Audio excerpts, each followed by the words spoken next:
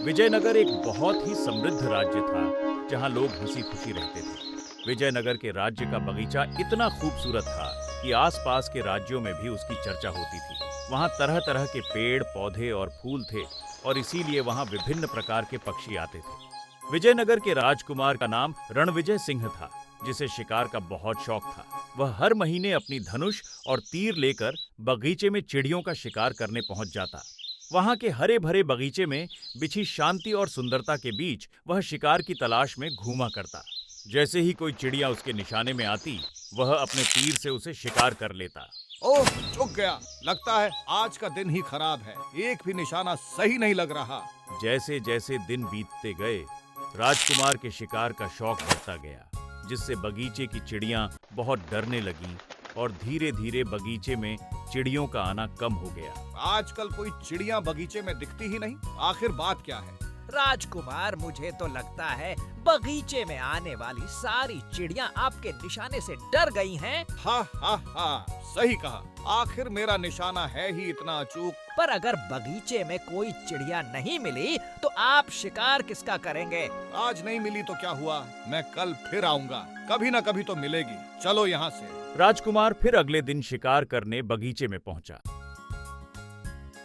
बहुत देर इंतजार करने के बाद भी उसे कोई चिड़िया नहीं दिखी।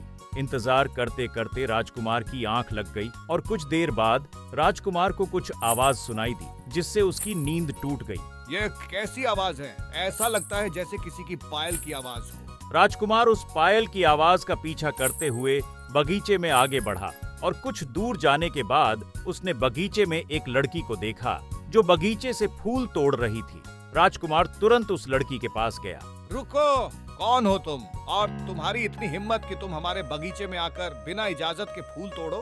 क्षमा करें राजकुमार, पर ये फूल इतने अच्छे हैं कि मैं अपने आप को रोक ही नहीं पाई।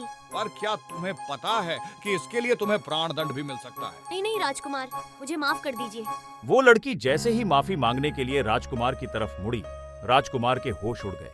वह लड़की परी से भी ज्यादा खूबसूरत थी और राजकुमार उसकी सुंदरता को देखता ही रह गया। कौन हो तुम? तुम्हारी जैसी सुंदर लड़की मैंने अपने जीवन में कभी नहीं देखी। मैं आपके पड़ोसी राज्य की राजकुमारी हूँ। मेरा नाम पद्मा है। मैं इस राज्य का राजकुमार रणविजय सिंह हूँ। आज से तुम इस बगीचे में कभी भी आ सकती हो। आपका बहुत बहुत धन्यवाद राजकुमार। उसके बाद राजकुमारी पद्मा हर दिन उस बगीचे में आने लगी और राजकुमार रणविजय रोज उससे मिलने लगा। धीरे धीरे दोनों एक दूसरे को पसंद करने लगे। राजकुमारी, मैं आपसे एक बात कहना चाहता हूँ। हाँ तो कहो, इसमें पूछने वाली कौन सी बात है? आप मुझे बहुत अच्छी लगती हैं। मैं आपसे शादी करना चाहता हूँ। अगर आपको मंजूर हो तो। आप भी मुझे बहुत पसंद हैं राजकुमार। मैं भी आपसे शादी करना चाहती हूँ, पर शादी के लिए मेरी 2 शर्तें हैं। अगर आप मेरी शर्तें मानेंगे तभी मैं आपसे शादी कर सकती हूँ। आप अपनी शर्तें बताइए, मैं उन्हें जरूर पूरा करूँगा। ठीक है, मेरी पहली शर्त है कि आप आगे से कभी किसी चिड़िया का शिकार नहीं करेंगे, और दूसरी शर्त ये है कि चाहे मैं कुछ भी करूं, आप मुझसे कोई सवाल नहीं करेंगे या उसके बारे में जानने की कोशिश नहीं करेंगे। और जिस दिन आपने ऐसा किया, मैं हमेशा के लिए चली जाऊंगी। मुझे मंजूर है, जैसा तुम चाहो। उसके बाद राजकुमार रणविजय और राजकुमारी पद्मा ने शादी कर ली। राजकुमार ने चिड़ियों का शिकार करना बंद कर दिया और शाही बगीचा फिर से चिड़ियों की चहचहाहट से गूंजने लगा। लेकिन राजकुमारी पद्मा की दूसरी शर्त राजकुमार को अंदर ही अंदर सताने लगी, क्योंकि हर रात राजकुमारी पद्मा महल से बाहर चली जाती थी, पर शर्त के अनुसार राजकुमार उससे कुछ पूछ नहीं पाते थे। आखिर पद्मा रोज रात को जाती कहाँ है? मैं चाहकर भी पूछ नहीं सकता, पर आज रात मैं उसका पीछा जरूर करूंगा। चुपके से जाने से उसे पता भी नहीं चलेगा। उस रात राजकुमार चुपके से राजकुमारी का पीछा करने लगा और पीछा करते करते बगीचे में पहुंच गया। पर कुछ दूर जाने के बाद अचानक से राजकुमारी गायब हो गई। ओह, ये क्या हुआ? पद्मा कहाँ गई? ये मैंने क्या कर दिया? मैंने शर्त तोड़ दी। पद्मा, पद्मा, मुझे माफ कर दो, वापस आ जाओ। मैं दोबारा ऐसा नहीं करूंगा। राजकुमारी पद्मा के गायब होने से राजकुमार रणविजय व्याकुल हो गया। उसने राजकुमारी को बहुत ढूंढा, पर वह कहीं नहीं मिली। अब उसका किसी चीज में मन नहीं लगता था। उसने खुद को महल के कमरे में कैद कर लिया। न किसी से बात करता था, न ही किसी से मिलता था। राजकुमार की दशा देखकर सब परेशान थे। फिर एक दिन महल के दरवाजे पर एक बोलता हुआ तोता आया। वह महल के अंदर घुसने की कोशिश कर ही रहा था, तभी सिपाहियों ने उसे रोक लिया। रुक रुको, महल के अंदर जाने की इजाजत नहीं है। मुझे राजकुमार रणविजय से मिलना है। वो किसी से नहीं मिलते। जो भी काम हो मुझे बताओ। नहीं, मुझे जो बताना है वो मैं राजकुमार को ही बताऊंगा। ये ऐसे नहीं मानेगा, इसे पिंजरे में बंद कर दो। सिपाही ने तोते को पकड़कर पिंजरे में बंद कर दिया और राजमहल के अंदर रख दिया। तोता मायूस होकर पिंजरे में कैद रहकर दिन काटने लगा। तभी एक दिन जब एक सिपाही तोते को खाना देने आया और पिंजरे का दरवाजा खोला, तोते ने उसके हाथ पर अपनी नुकीली चोंच से हमला कर दिया और पिंजरे से भाग गया। वह उड़ते हुए सीधे राजकुमार के कमरे में पहुंचा, जहां राजकुमार दुखी होकर बैठा था। राजकुमार रणविजय, मुझे आपसे बहुत जरूरी बात करनी है।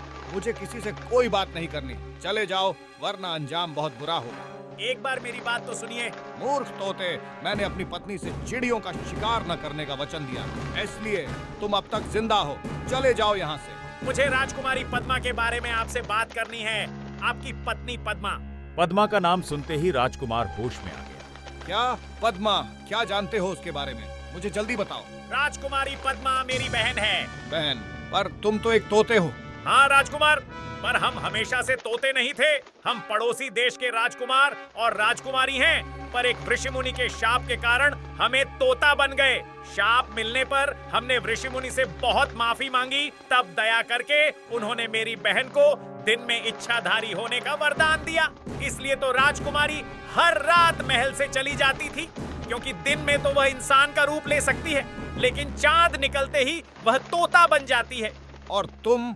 इच्छाधारी बनने का वरदान हमसे एक को ही मिल सकता था, इसलिए मैंने वो वरदान पद्मा को देने को कहा।